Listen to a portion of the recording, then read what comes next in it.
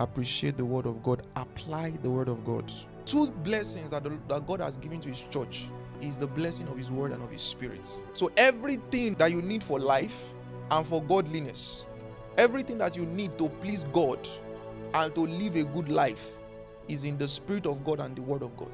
You want to please God, you want to live a life of righteousness, holiness, is in the word of God. Apply it to your life.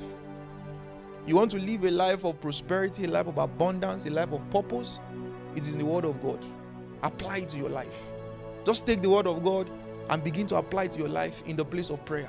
Apply it to your life. The Bible says that the sons of Issachar, they understood times and seasons. Because of that, they knew what Israel ought to do per time. That word was not written because God just wants to educate you about the children of Issachar. I hope you know. That word was written to us to make us aware of the fact that there is a dimension in the Spirit of God that gives you a revelation of what you ought to do per time. Do you understand?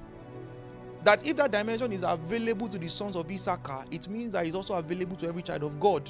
God was not trying to give you history class to make you understand that the sons of Issachar understood times and seasons, so they knew what Israel ought to do.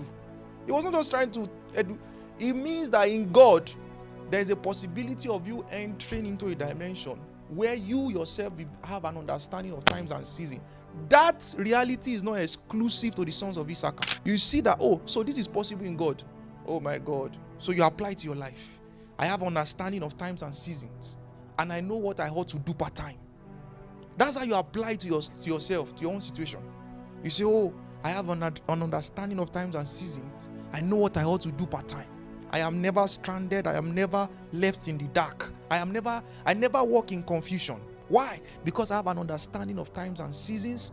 I have an understanding of the times and seasons of my life, and I know what I ought to do per time.